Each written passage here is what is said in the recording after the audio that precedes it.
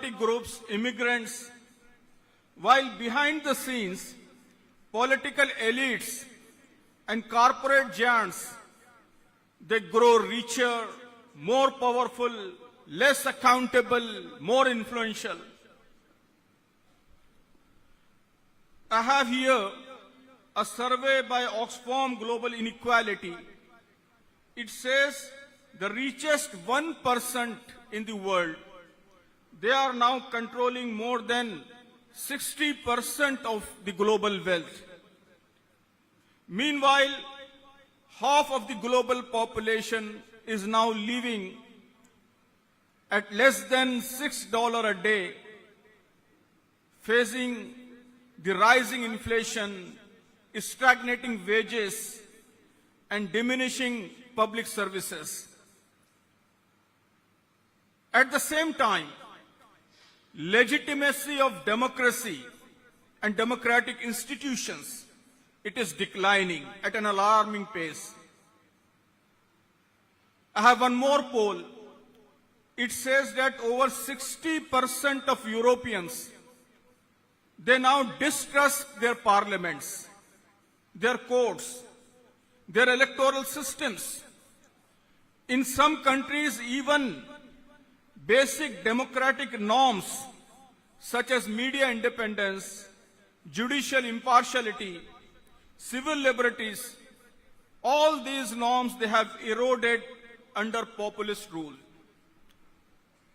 In many countries today, authoritarian populist leaders, charismatic populist leaders, they are on rise.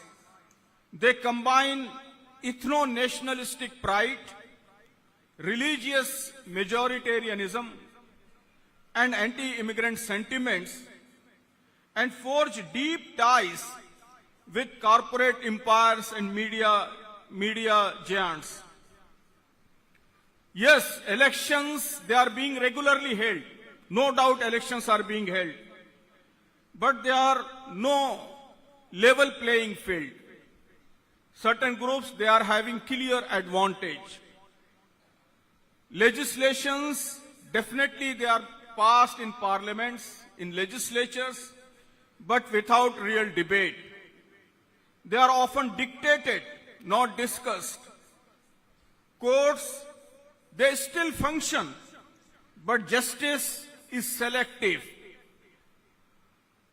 Dissent is allowed, but only under watch, under surveillance, and always within certain limits set by powerful and elite. So this model, where economic privilege is protected through cultural polarization, it has become the new face of authoritarianism, and it comes wrapped in democratic disguise. Democratic institutions remain, but their soul has departed.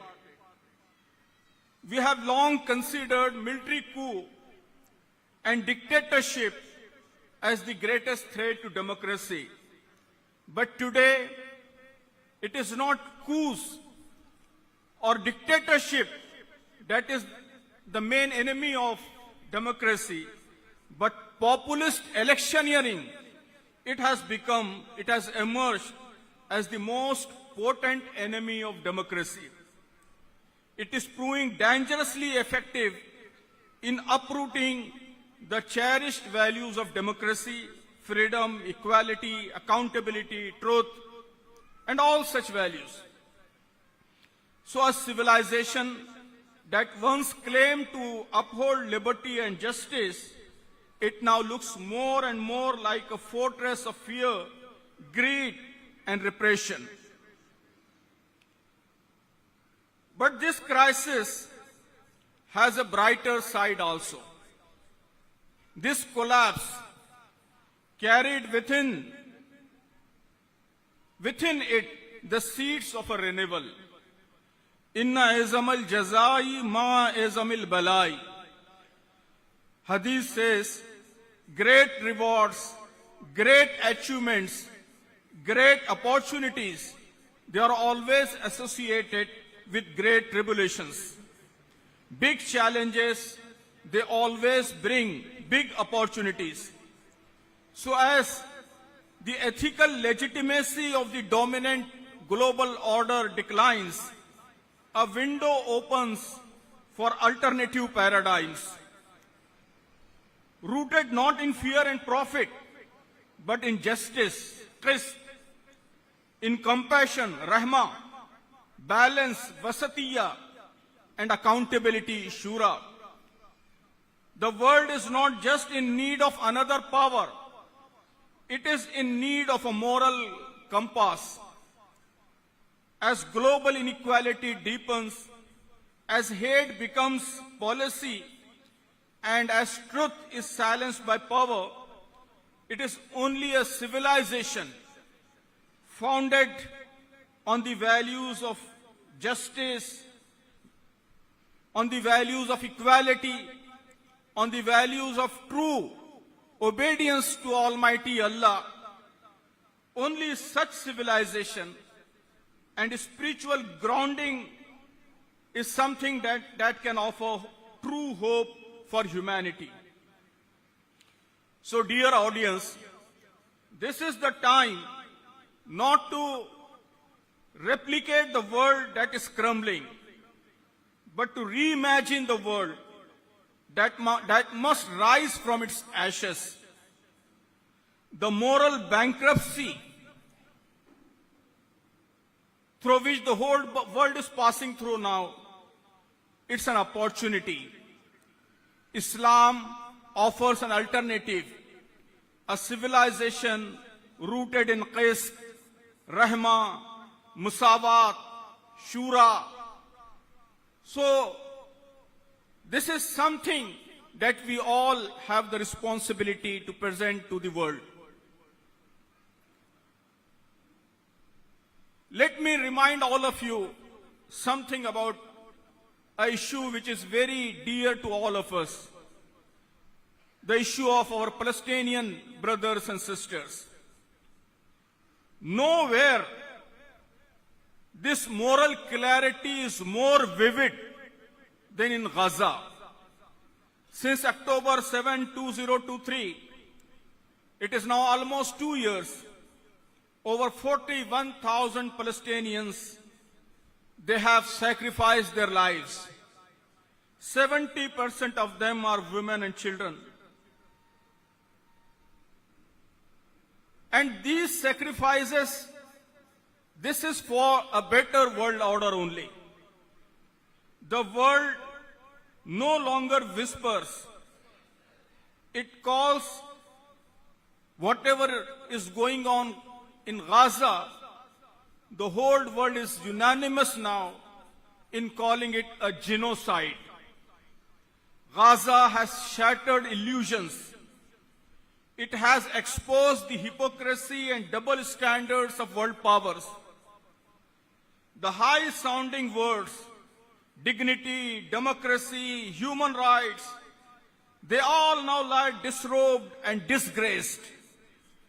Gaza has become a test of conscience. It has drawn a clear line between rulers and the ruled, between the elites and common masses. While the elites and the rulers across the globe, not only in Western world, but even in Muslim world, the rulers across the globe, if they are on the side of oppressors, the masses across the globe, now they are on the side of those who are oppressed, those who are offering sacrifices. I have a Pew Research survey, recent survey, 2025 survey. It says that now 45% Americans view Israel's actions as excessive, as oppressive. Across the world, a moral awakening is underway. The Ummah stands with Gaza. So do voices like Jewish Voice for Peace. These are Jewish people. They are also expressing and raising their voice in favor of innocent Gazan citizens. Together they echo the Quranic truth, وَقُلْ جَاءَ الْحَقُّ وَزَهَقَ الْبَاطِلِ إِنَّ الْبَاطِلَ كَانَ زَهُوقًا. Truth has come and falsehood has perished. Palestinian resistance is not just a national movement. It is the last living wall, last barrier against global imperialism. It stands in the way of those who want to dominate the Middle East and subjugate the entire global South. Gaza is not just a place, it's a principle that says dignity is non-negotiable, even under siege.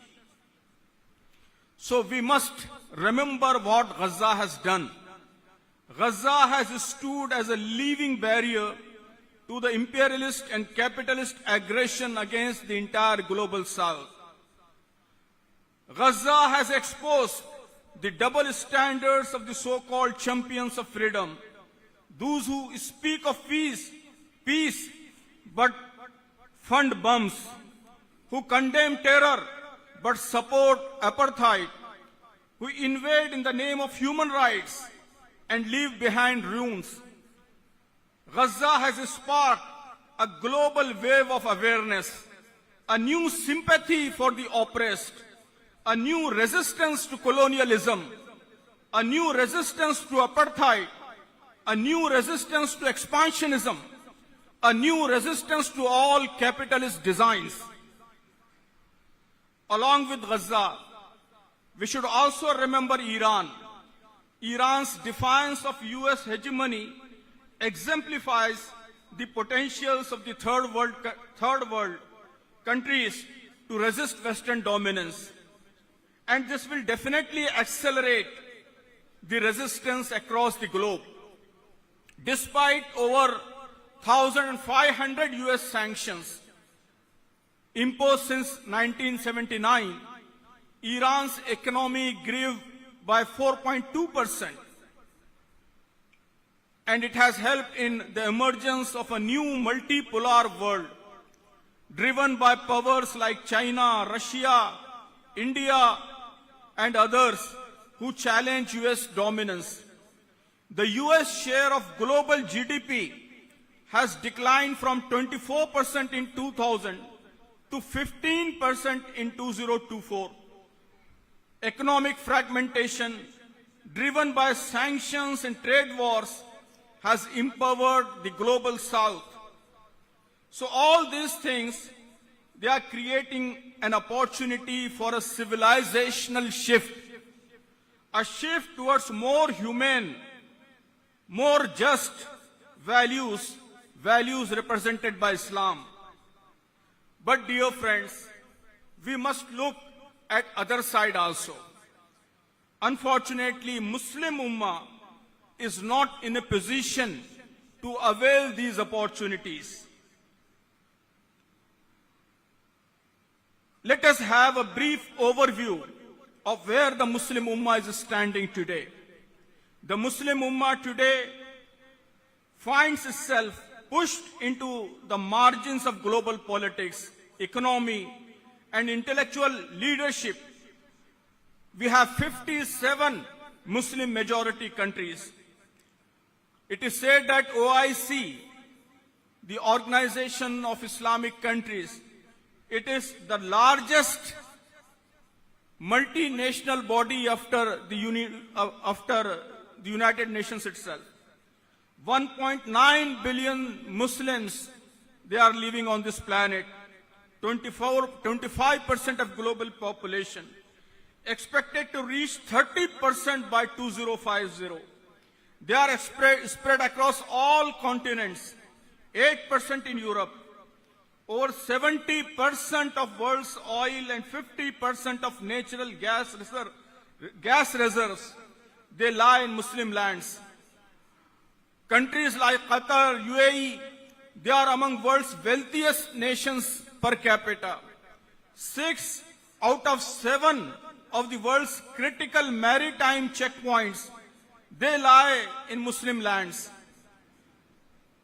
All Muslim countries, they have youthful population. Average age is 25. That means all the natural opportunities, natural resources, they are bestowed by Allah subhanahu wa ta'ala to Muslim countries. But despite of this, the situation is, you see at this picture, 6 of the 10 least powerful countries are Muslim. 5 of the 10 lowest HDI, Human Development Index rankings, are Muslim majority countries. 35% of Muslims, they live below the poverty line. Only 19 Muslim countries, they qualify as democracies. Over 70 coups have taken place in Muslim nations in last 60-70 years. Internal trade among Muslim countries is just 20%. 52% of Arab youth, they want to migrate to other countries, abroad. So this paradox of great resources but weak influence is not due to colonialism. It is not due to some external powers. It is mainly, primarily an internal crisis. It is because of us only. It is because of our weakness only. So I always say that the roots of our weakness lie in 2 things. Number 1 is ideological crisis, and number 2 is moral crisis. There is a verse in Quran that many of us have read, recited and heard countless times, but few have truly paused to reflect on the depth of its message and the magnitude of its implications. Quran says, Inna Allaha la yughayyiru ma biqawmin hatta yughayyiru ma bi anfusihim. Indeed, Allah does not change the condition of a people until they change their anfus. Ma bi anfusihim, until they change their anfus. This word is a great reminder. It's a divine law, a formula, a principle, a universal principle for revival, a timeless strategy for transformation. It says that the root of transformation, the root of change, is change in anfus. Yes, education is important, economy is essential, politics is necessary, but let us be clear that these are the fruits, not the roots. The Quran invites us to go to the root, the self, the anfus, not just the fruits, but the anfus that is the root of all the developments of communities. So Quran says that there are 2 changes. One is taghyirullah, the change that is brought by Allah subhanahu wa ta'ala. Our strength, our weakness, our honor, our humiliation, our wealth, our poverty, our knowledge, our ignorance, our development, our backwardness, all these things, they are taghyirullah, changes that are brought by Allah subhanahu wa ta'ala. And another one is taghyirul qawm, the change that people must bring in themselves. And what is this change? What is anfus? It is nothing but all these collective psychological characteristics of a community. It is our thoughts, our ideas, our emotions, our beliefs, our motives, our attitudes, our consciousness, even our subconscious instincts, our collective mindset, our mansikta, our samuhik, mano-vaigyanik shakti. So that is anfus. Unless we bring transformation in this anfus, change cannot happen. And let me say that the most important part of this anfus is nothing but the identity of Muslim Ummah that Quran has prescribed. Quran says, we are khair ummah, kuntum khaira ummatin ukhrijat linnas, ta'muruna bil ma'ruf wa tanhauna 'anil munkar wa tu'minuna billah. We are not a tribe. We are not a community. We are not an ethnicity. We are not for ourselves. We are for all the humanity. We are not here to be consumers of change. We are here to be the creators of change. We are Ummah al-Wasat, the balanced nation, the balanced community. We are assigned with the task of bringing the whole world to the balance, to work against all kind of extremism. We are Qawwamina bil Qist. Our duty is to stand up for justice, justice for everybody. We are not a people of borders. We are a people of boundless vision. So our dreams, they must reflect this vision. Yesterday, in our youth wing meeting, I narrated a very famous Urdu couplet, "Badloge khayalon ko, to khwaab bhi badlenge. Jab khwaab na badle, to tabir na badlegi." If you change your thoughts, your dreams will change. But if your dreams do not change, your destiny will never change. So our main crisis is the crisis of our dreams. Our dreams are not aligned with what Quran has prescribed. Our dreams are not aligned with our main identity as Khair Ummah. And this crisis of dreams is the main reason for the crisis of Anfus, and it is the main reason for the whole downfall of Muslim Ummah across the globe. So dear brothers and sisters, the world is changing fast. Every collapse of the old order is a signal for the new builders to emerge. We are not helpless spectators. We are witnesses of truth and agents of transformation. Let us be that generation. Let us bring the Ummah from the margins to the moral center of the world. Let us rise not as Muslims, but as builders of a just, compassionate, and value-based civilization. This is what Islamic movements are mainly working for, and this work only will create new hope for this dangerous world that is visible across the globe. I will conclude my speech by very good, very motivating couplet of Allama Iqbal. तेरी खुदी में अगर इनकलाब हो पैदा, अजब नहीं है कि यह चार सू बदल जाए. तेरी दुआ है कि हो तेरी आरजू पूरी, मेरी दुआ है तेरी आरजू बदल जाए. If your inner self is stirred to rise and change, it is no surprise the world around you may change as well. Your prayer is that your desires come true. But my prayer is, may your desires themselves transform. May Allah accept these prayers. Thank you very much. Jazakumullahu khairan.